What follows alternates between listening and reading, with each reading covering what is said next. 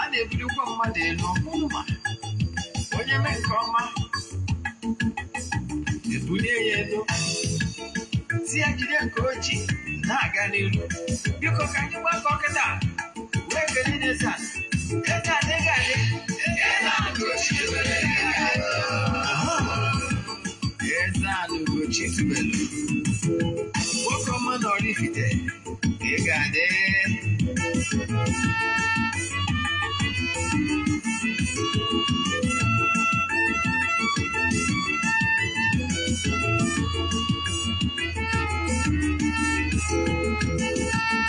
ọdịnala bụ eziokwu ọdịnala bụ ụzọ ndụ ị ma na o nwere olu na-eti mkpu na-asị ụmụ Igbo chigharịa ụmụ Igbo chigharịa kwa mbọsị ọ na-eti n'ụtụtụ na abalị ọ nọ na nkụzi Eze-Ana Ugochi tubelu onye ọma na oraifite onye mgbasa ozi ọma ọdịnala gaba n'ihu Eze-Ana Ugochi tubelu onye nwere jem ọnụ ọdịnala bụ ụzọ ndụ gaba n'ihu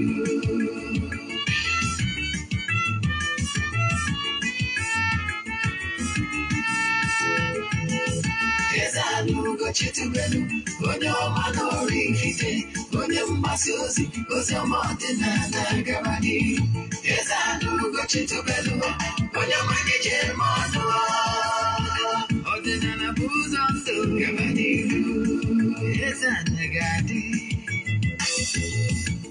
Ugochi tubelu ga-adị Ugochi tubelu temple ọ ya adị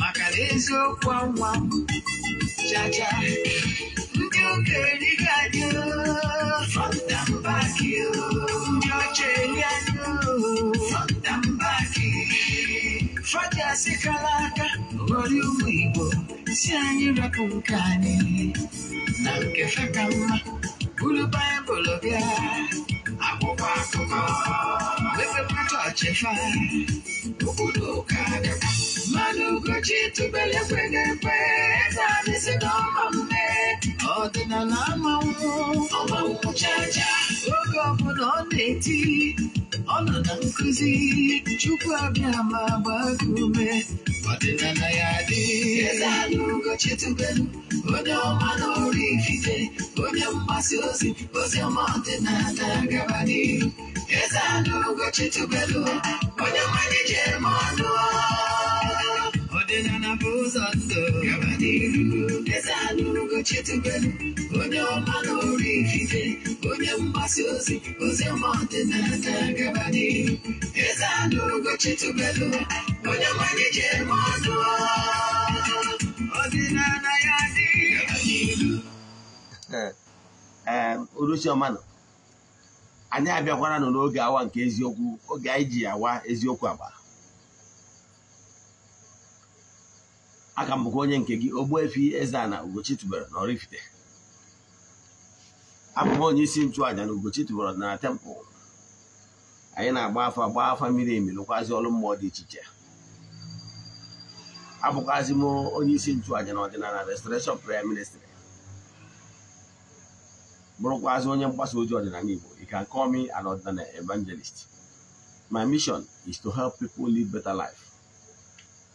N'ụbọchị tata n'oge awa nke eziokwu ihe anyị ji wee bịa n'ụbọchị tata bụ ihe niile kwesịrị ịma gbasalụ natural things for protection like Aki-ilu, that is bitter kola, onye nwere ihe a Ose-oji, alligator pepper, nwere ihe a na ọfọ emerem Gini onye nwere ihe a ụzọ ihe taa dịka anyị maka ịbịa etu ị ga-esi yuzu ha maka ọdịmma gị. Now ka bụ isiokwu anyị ji bịa nke a nkụzi anyị ji bịa taa bụ nkụzi ga-enyere ọtụtụ ndị mmadụ aka ọ kachasị n'oge a na-akwado maka mmemme dị iche iche a na end of the year ọ bụrụ oge ọtụtụ ndị mmadụ nwere start coming home for celebration. A ga-enwekwa ndị ajọ mmadụ, ụfọdụ ndị mmadụ ga-esi n'ebe dị iche iche wee nakwute agba na nkịtị, maka na ọ gbara nkịtị kwere ekwe. Mana bifo m gaa n'iru, ọkwa dị mkpa. Nke mbụ na echefuna na aja anyị na-achụ kwa ọnwa nke ọnwa Ọktoba ga-ebido Ọktoba 6, last year for 14 days, end the end October 19. Aja mbụ onye na-achịpụta ihe anyị na-eje na tempụl jee gụọ ọfọ, chụọ aja dị iche iche n'isi ndị enyi anyị niile na ndị sonyere anyị na aja anyị na-achụ 14 good days ya na friends of the temple. Achụchụ aja nke ọzọ ị ga-amasị ebu bọsị a ga-emechi ewu 19th, ga-achụ aja dị iche iche n'ụtụtụ ruo n'oge ihe gbuzie ebubo emesara ka ndị mmadụ erikwazi enwere. So ọ bụrụ ịchọ ka iso na ndị a ga-achụrụ aja n'ozi fa n'ụbọchị na n'akụkụ Ọktoba, send the line message, forward ya 3 prayer request. Then enwere token amount you send ka iwe show na gosi na ya na inwere interest na iso na ya baja. Ọ bụrụ na ndị na-esonye bugo mbụ amadugo dị aka nọmba, mana ndị bụ ndị ọfụ, ihe ị ga-eme bụ chacha na WhatsApp 08057837672. I repeat, 08057837672. Ya bụ ihe ị kwesịrị ịma iwe nwoke isonye na ya baja. Ịchatizie m ya, agwazie gị account number, ihe send the token, then forward ya 3 prayer request. Ka bụ ofu ọkwa dị mkpa. Nke abụọ, echefuna na Ogbuefi EZE-ANA Ugochi tubelu, my mainstreaming place for this online evangelization is YouTube. Yes, YouTube is my main channel.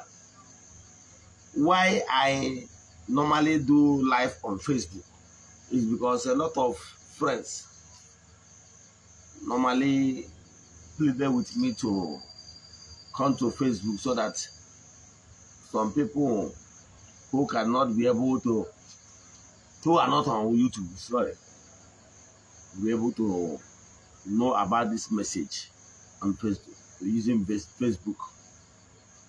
But the nke bụ eziokwu bụ na Ogbuefi EZE-ANA Ugochi tubelu, ọ bụrụ na ị na-eso m, two things is very important. Ị ga-amarịrị my YouTube channel in case if anything happen. You know, Facebook is so by on that easy. The men of Wonderworld, ndị ọgba aka achụ uru na hack ba Facebook easily. You know that?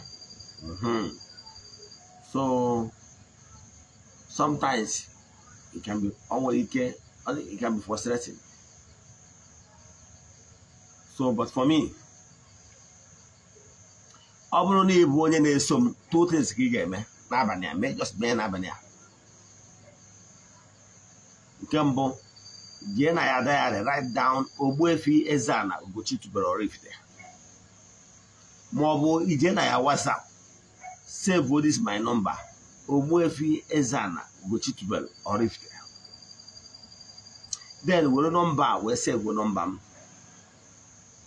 because a hacker then no more a hacker nana cannot hack my own WhatsApp number because of certain features in there. Are not possible. So save my real number, WhatsApp number, off number can they use the WhatsApp is 0805 7837 672. If there are these two information, you can always reach me. I'm on a front on Facebook. You can always reach me using YouTube or a WhatsApp me. You understand? because a lot of things can be easily done on Facebook. So for me, I don't like whatever where you can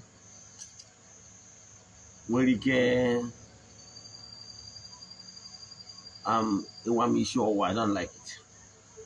Because of social Facebook account you do what that is here you were chatting name live streaming. And here my phone number na Mado send there again.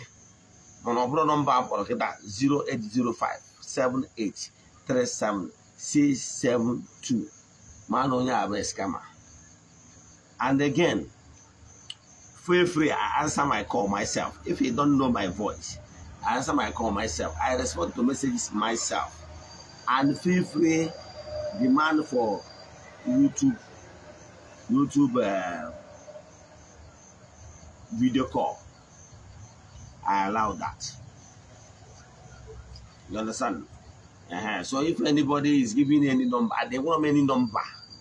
WhatsApp again with the key carry 0805 7837 672. So if anybody is giving any number, but no now, forget it, none here. You understand? Makana ndi boturu esi na onye ndi lo gbara bubu na echemdi ya nchembe niile. Ikwena ka akụkọ anyị na-anụ though umebro na my platform to at least to my notice. Mana akụkọ anyị na-anụ na-emegasị n'ebe ndị ọzọ mmadụ ama echeki dị eme ndị ọzọ mee ya bifo ọ bụrụ ihe. Though I pity anybody who will give me touch because no my go here na more. Then Tabo or my cape one gate of Echefunana, everyone is there now canceling which to run that temple. Before you hear the men and each other could be a logo. When I was canceling, I had an ego. But what is this? What they got an amia? Notaria, what they gaga say war. He work with the mellow castle, no. Ogbuefi will be a logo, no. Because our mission is to help people live better life. Okay, Sunday's counseling is also free. Here na nego bụ ịgba afa maọbụ ọrụ mmụọ ndị ọzọ. Ka ọkwa dị mkpa ngwụ. Then n'isiokwu anyị ji bịa n'ụbọchị taata bụ how to protect yourself n'oge a. Maka na ihe ọjọọ dị n'ụwa. Ọ bụrụkwa taa ka obi ọjọọ bidoro. O bidoro tete n'anya Adam. Ọ bụrụ ka esi ekwu ya. Dọtara ya? Ịdọtara Ken gburu nwanne ya wee bel. So ọ bụrụ taa ka anyị ukwu na-ekwuru bidoro. So onye maara ihe ga-eji ihe mere ndị ọzọ wee mụta ihe. Mana ana m achọ ịkọwara gị ụda. Ị nidiri ọgwụ for protection. Ihe ị nidiri bụ ịkwụba aka gị ọtọ. Never you hurt anybody intentionally. Then apply this natural method. Because I keep saying it, what you don't know is only a mystery to you and not to all. Lotaria? Makwalo goes here to we put together. You protect him. This video actually called it long. I think this video end there within 10 minutes. To anima we can share na WhatsApp. Ihe aka na-akpọ bitter kola Aki-ilu. Aki-ilu ọ bụrụ ebe uru ka mmadụ kọwaala gị the importance of Aki-ilu. Aki-ilu bụ with supernatural properties. And me achọ m ikwu maka the health benefit. Ka m kwuo maka the spiritual value attached to it. Aki-ilu bụ ihe ọ ga-abụ ọ na-cast spell. Yes. It acts as negative energy destroyer. Okay, man, Aki-ilu a. Now, I won't even a compound ebe nwere ihe dịka reptiles like agwọ na gaghị anyhow. Mechasị azụ Aki-ilu tụsaa ya na compound gị efu na agwọ will give way. Onye ji aki-ilu na-akpa agwọ enwere ike ịta ya ọ bụrụ na ị mara, as long as your hands are clean. Nke ọzọ bụ onye ji aki-ilu a, ọ bụrụ na ị na-eje mitụrụ ụmụnna, ụfọdụ n'ime ụnụ mara nke a, i were ofe aki-ilu tii n'akpa gị, were ofe aki-ilu kpụrụ n'ọnụ na-atacha na nwa obere nwere ike ịtagide for hours emechaa mitụrụ ụmụnna.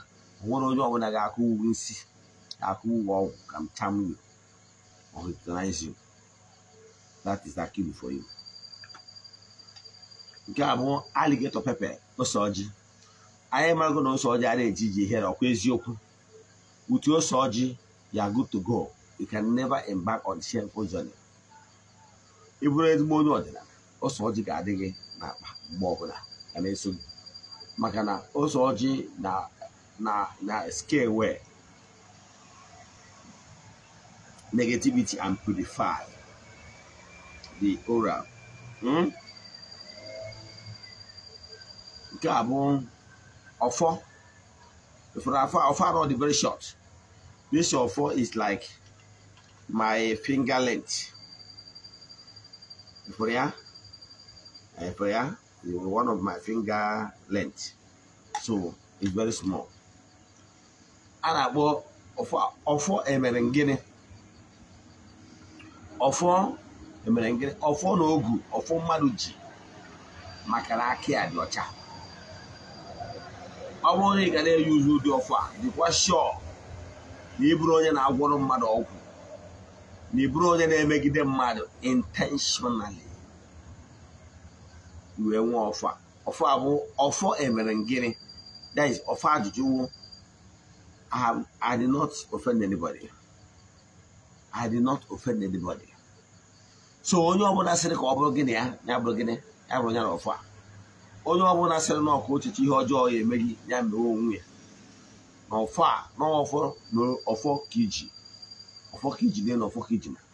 So onwe mbọsị ị na-akwado njem ma ọ ebe dị aṅa mitiri dị aṅa ị na-eje, iwere ọfọ from time to time idebe ya na. Mana ọfọ eweta ezi dibịa ga-anụchara ya, ọ nụchara ya, ọ chaara gị ya for the first time. Ọ chasiziere gị ya, onye gị ya. Idebe ya na na-echepụ ihe gara ọfọ a eyizigo m for years. Ada egbusi ọbara. So ọfọ a idebe ya na ịtụọ ya nzu afịa na anụ ụbọchị na anọ, tụọ ya nzu, tụọ ya edo, tụsara ya nkwụ ọkụ. Si ya na onye ọbụla sị ka ọ bụrụ gị na ya bụrụ ya na ọfọ a. Iji ọfọ, iji nwoke ọfọ jere nwaanyị ọfọ. Ịghọtara ya? Now, akwago m ihe individually. So onye ọbụla sịrị na ekwuchara okwu a otu ihe ndị ọzọ ijikọta iwetu dị ọfọ ka mmadụ ga-akụ. Ebe nkwụwagoro the benefit of these three items. Now, how will you feel when three of them are put together? Ịchọzie ka ọ bụrụ gị nchekwa, supernatural nchekwa, and ọ bụrụ ọgwụ. O nwere onye ọbụla ga-afụ ya na akpa gị sị na ịgwọrọ ọgwụ. Ịghọtara ya? O nwere ụfọdụ akpa ya ada afụ, ụfọdụ ụmụ dibịa na-ada eko. Ogbuefi EZE-ANA eko ụdị akpa. Nye m ike kwadocha onwe m dres ya na onwe m ọnwa bọbọ na my jeans. Ekechie m ya, ekechie with my hanky, tinye n'ime akpa jeans m. I'm good to go. Nwere ike ikwu ume ọgwụ. Adị m akụ mmadụ ọgwụ. Ịghọtara ya? Kama imejọ ọmụ were m ọjị je gwa arụsị m, gwa entity support na temple. Lokwu ihe mere. They are the one that will fight for me. They are the one that will fight you to stand still. Mana njewe miti ndị aṅa ihe ndị a ga-adị n'akpa m. Ịghọtara ya? Ị nwere ike iji ha narị ha nke wee kechie ma ọ welu ịda kechie, ma ọ bụrụ iwe onye na-ebu akpa, ebụrụ ụmụ nwaanyị na-ebu akpa ahụ na-ebu imeghị imie zip ndị a dị na ya, ewunye ihe ịtọ n'akpa. As long as ha ịtọ na-emekọta ọnụ, their power is united because three of them are in one place. Then ọgwa ndị nwoke na-abụ nwe ga were ihe dị ka leather, white leather, kechie tinye n'ime akpa gị. As long as three of them dịkọtara ọnụ, they work in harmony. Onye aweta ike nke onye weta ike nke dịkọta ọnụ, ọ dị very powerful. kebe eziokwu bụ na mmadụ ọbụla itinye anya ya na-akpa etu na-egwu mmadụ ọbụla ya emegbu cha ma ọba unless ịdị evil n'onwe gị dọtara ya so bido taa ị na-akwado ekeresimesi nata end of the year ka ọ gharụ ka ị nwee ihe ndị a ị na-etinye n'akpa gị ihe afọ ụfọdụ akpa ụfọdụ ụmụ nwoke na ha bụrụ ha etinye n'akpa etu a ụfọdụ n'ime imeghe zipụ efe ha wụnyere distance ebụrụkwara nwaanyị nwere ike inwe ya n'akpa mana aka iji aga ka m kwụsị ebe a ọzọ ihe taa ka asị mgbe akwụzie taa ya ka m kwụsị ihe a bụ natural protection ihe ndị a ka ị n'idiro cham n'idiro ọgwụ ọbụla a ga-ekechiri gị ekechiri ka ibugharị ya n'akpa echefuna na obodo nwere ka obodo dị ị na-ebugharị ọgwụ ekechiri ekechi ndị sekuriti nwere ike afọ gị nwee problem mana onye sekuriti ọbụla fọrọ ihe a na-akpa gị will not call it charm because of our charm all using the power that is behind natural things. What you don't know is only a mistake to you. Start using it today and thank me tomorrow. Obrogo akana ya sala enyule. Obrogo akana aga pin. Indigo. Ya gazieno. Ọnwa ajụjụ ị nwere na nkuzi taa. Send them message na WhatsApp 0805 78 37 672. Echi nweta nkuzi a ma ọ bụ nkuzi ndị nkuzigoro na YouTube. Jee na Ogbuefi EZE-ANA Ugochi tubelu oraifite. Emere m nkuzi a ka ọ dị short purposely so that ka o nwee ike ịdị short ishare na WhatsApp groups. Ya gazienụ n'ọfọ. N'aha Chukwu okike nke pụrụ ime ihe niile dịrị na under the influence of my voice. Asị nke ihe ọma meela ha ma nwoke ma nwaanyị. N'aha Chukwu okike nke pụrụ ime ihe niile. Ise